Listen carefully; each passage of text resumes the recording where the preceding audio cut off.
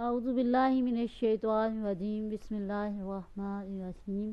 السلام علیکم، welcome back to M کے ایم چینل 5 کلاس۔ آج ہم لیسن پڑھیں گے ایس ایس ٹی کا۔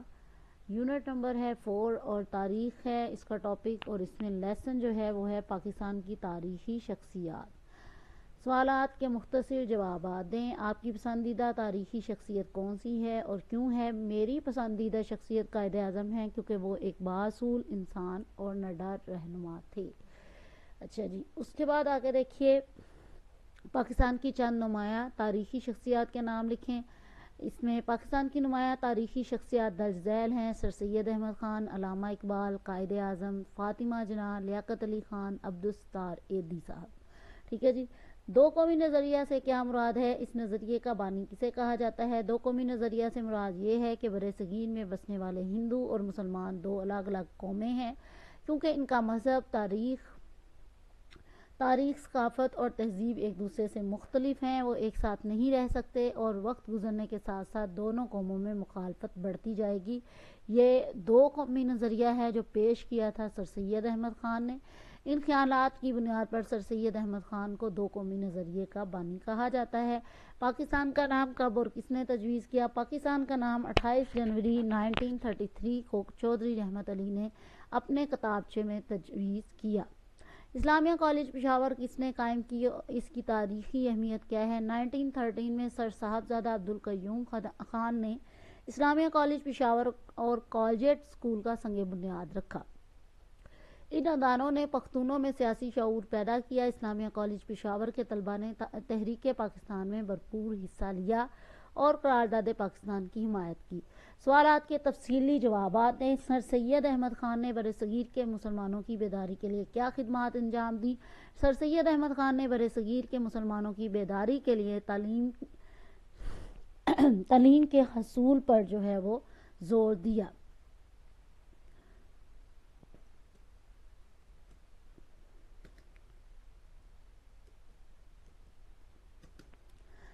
سر سید احمد خان نے مسلمانوں کی تعلیمی ترقی کے لیے تحریک علی گڑھ کا آغاز کیا۔ اس تحریک کے تحت بہت سے اسکول اور ادارے قائم کیے گئے جن کی تفصیل درج ذیل ہے۔ 1959 میں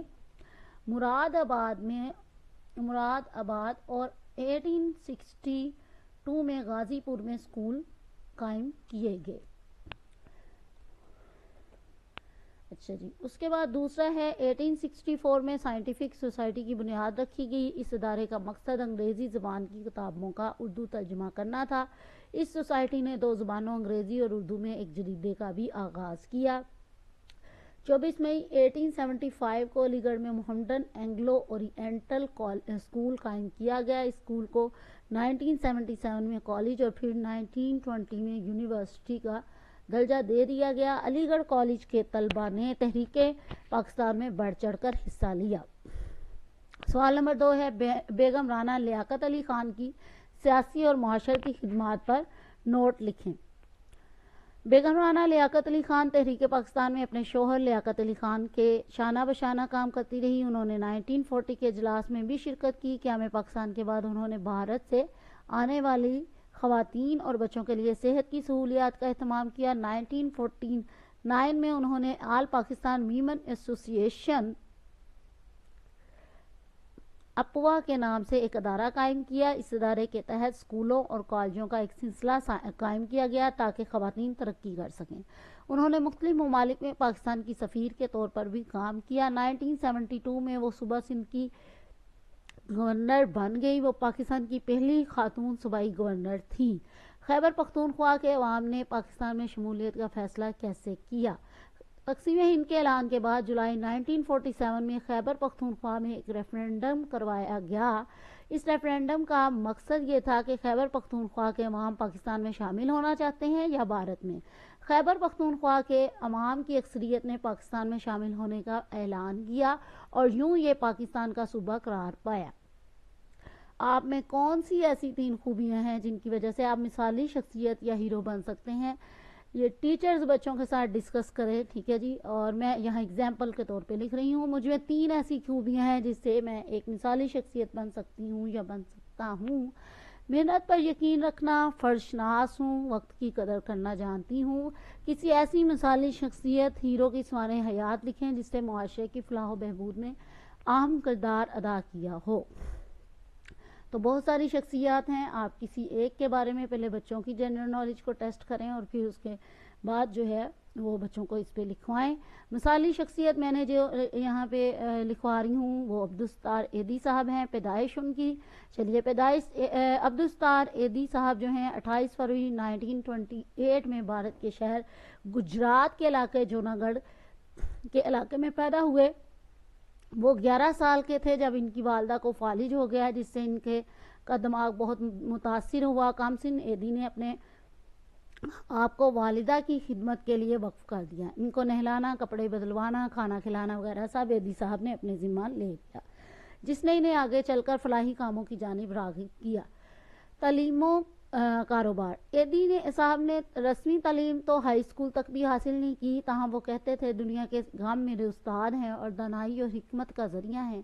والدہ کی وفات کے بعد جب پاکستان بنا تو وہ چھٹے دن ہی یہاں آ گئے۔ اول انہوں نے ٹھیلے اور پھیڑی لگا کر کام شروع کیا، پھر کراچی کی ہول سیل مارکیٹ میں کپڑوں کے ایجنٹ بن گئے۔ چند سال بعد انہوں نے یہ کام بھی چھوڑ دیا۔ ذاتی زندگی ان کی کیسی گزری؟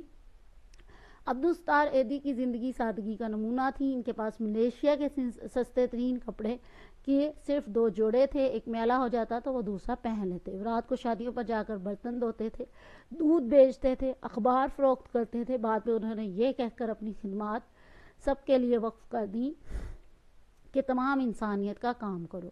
سماجی خدمات۔ سال کی نیون برادری کے افراد کی مدد سے مفت طبی سہولت فراہم کرنے کے لیے ایک ڈسپینسری جو ہے انہوں نے قائم کی۔ یہ بائی کاسٹ جو ہیں یہ عبدالستار ایدی صاحب یہ مہمن کاسٹ سے بلونگ کرتے ہیں۔ یہی سوچ انہیں ایدی ٹرسٹ کے قیام کی جانب بھی لے گئی۔ ٹھیک ہے جی، پہلے ان کی برادری کے کچھ لوگوں نے ان کو جو ہے مدد فراہم کی اور انہوں نے ڈسپینسری بنائی اور پھر یہ ٹرسٹ کی جانب ان کا ذہن گیا۔ ان کے ایک دوست حاجی غنی عثمان صاحب نے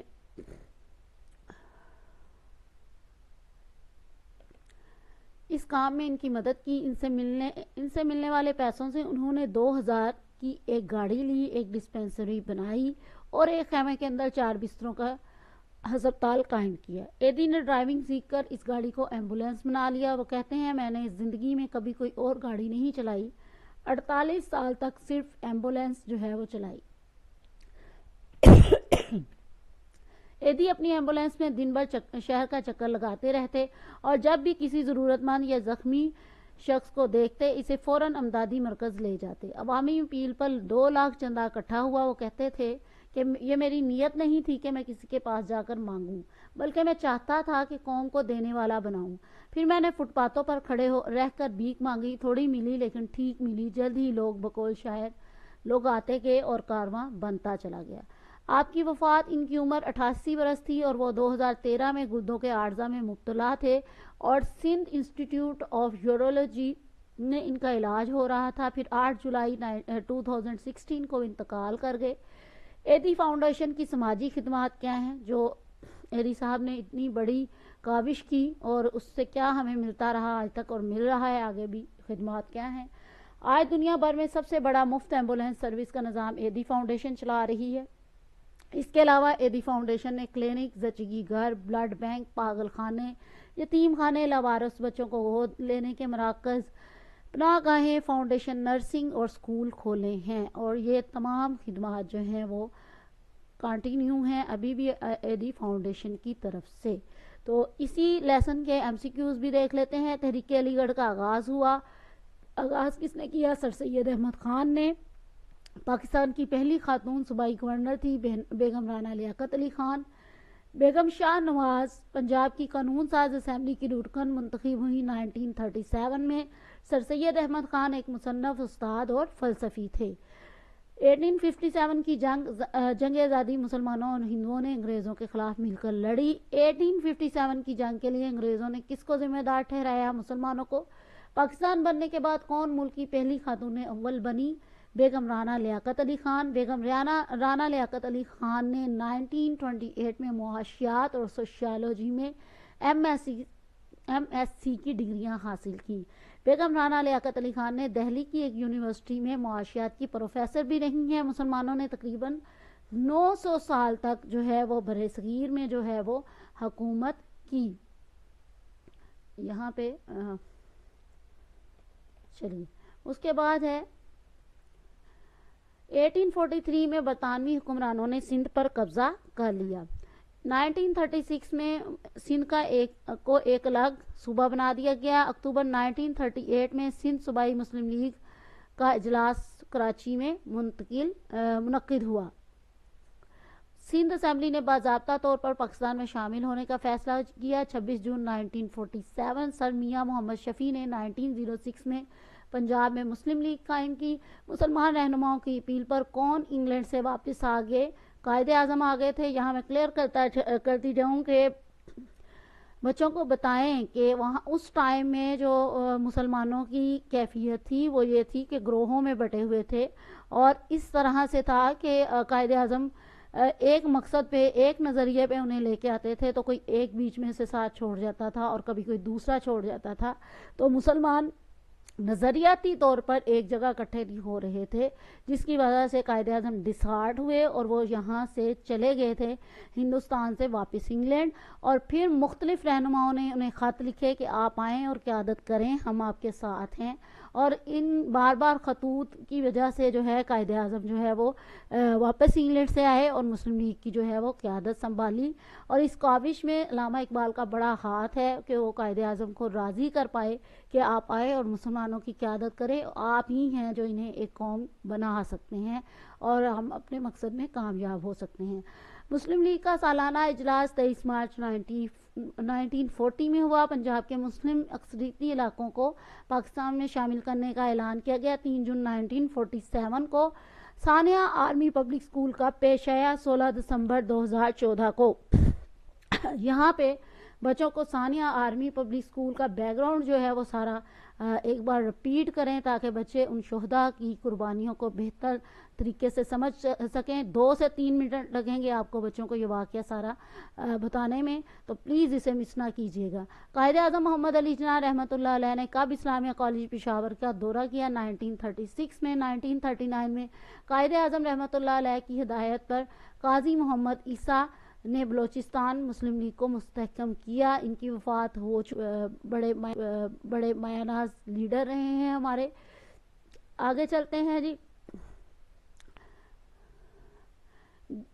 مہاراجہ ہری سنگھ نے کشمیر کا الحاق کشمیری عوام کی مرضی کے خلاف بھارت سے کر دیا تھا۔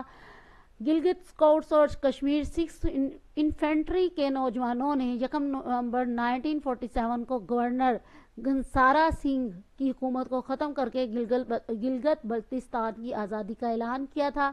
سردار محمد عالم خان نے کب گلگت کی حکومت سنبھالی؟ 16 نومبر 1947 میں۔ 23 مارچ 1940 کو جلسے میں کشمیریوں کے وفد کی نمائندگی کس نے کی؟ سید ضیاء الدین اندرابی نے کی۔ مہاراجہ ہری سنگھ نے کب کشمیر کا الحاق بھارت سے کر دیا؟ 26 اکتوبر 1947 کو۔